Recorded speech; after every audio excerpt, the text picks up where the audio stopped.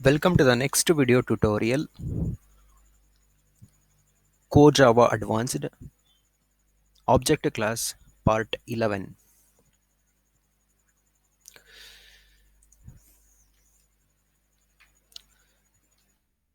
So this program here, what do I have? Um, Here we have only one public class. The name of the class is M10.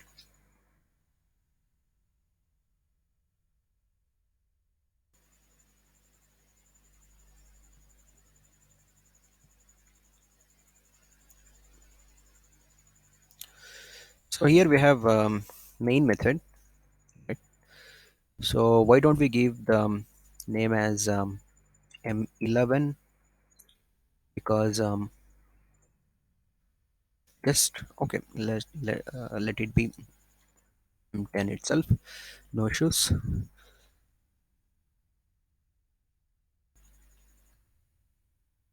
I'm creating an object for class A. New a1 dot I is equal to n a2 is equal to new a2 dot I is equal to 10. So here same thing that we have seen in the previous video, system.out.println a1 equals to a2. Then one more time, system.out.println a1 dot equals a2, right? So then we are comparing two attribute values, that is a1 dot I double equal to a2 dot I. So then I'm having one more object, sorry, one more reference variable of class A. Reference variable name is a3, and I'm supplying a1 reference variable for a3.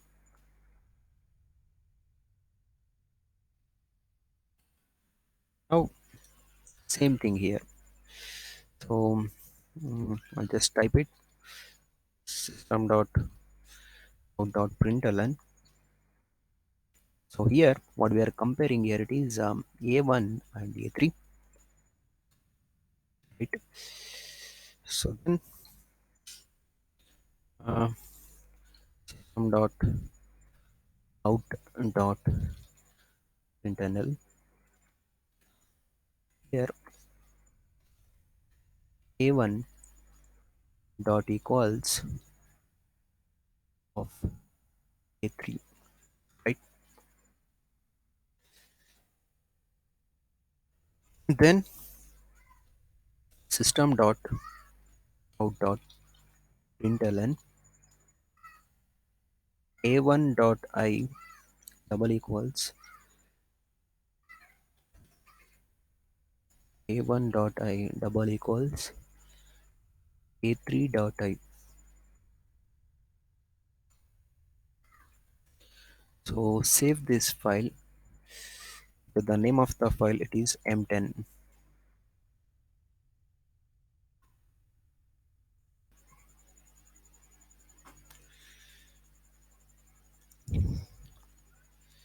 Now what it is going on in this case, we have seen in the last video tutorial that double equals operator, it is used to compare two references based on the memory address, and equals method by default it is also comparing two references based on the memory address.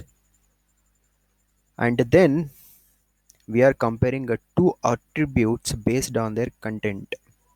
Okay, so here a1.i is having a 10 and a2.i is having 10. So we are comparing two attribute values based on their content rather than the memory address. So that is why, so what is the output we will get? Here it is true, and here first starting two SOPs are we are getting false as the output, and third SOP we will get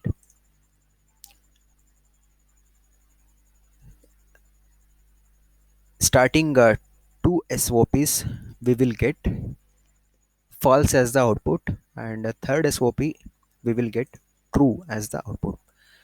Then whether A1 and A3 are same, so both are pointing to the same object, both the reference, both the memory address will remain same, right? So we will get true as the output. So then dot equals, right? Here also we will get true as the output. And once again we are comparing two attribute values based on their content, right? So here also we will get true as the output. So starting one SOP we will starting two SOPs we will get false as the output, right? False as output, and remaining all are we will get true as the output. True, true, then true, right? So save this file and execute this file. So let me first clear the screen using CLS command. So trigger the Java C command on M10, right? M10.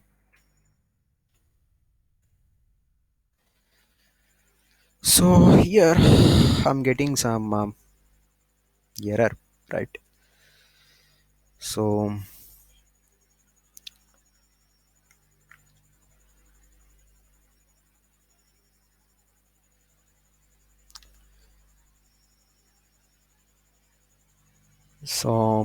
here we don't have the A class.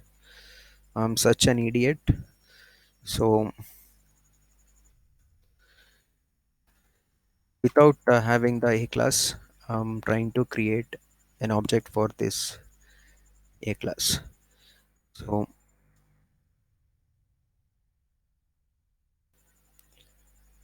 class A int I. Save this,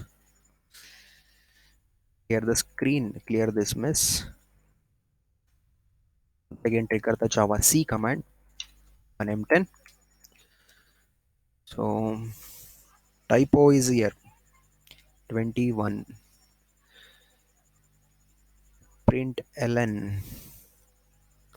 Okay, save it. Once again you need to compile.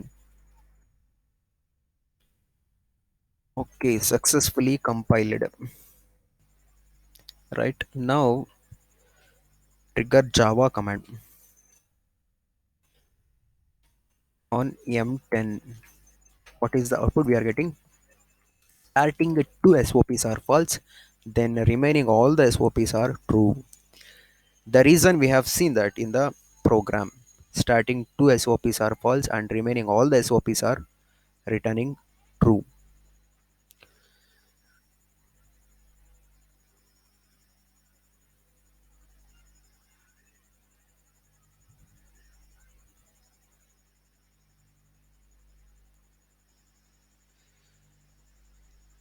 All right, I believe that we have learned something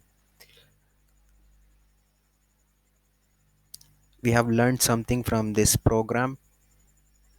So we will continue to analyze the next program in the next video. Thank you.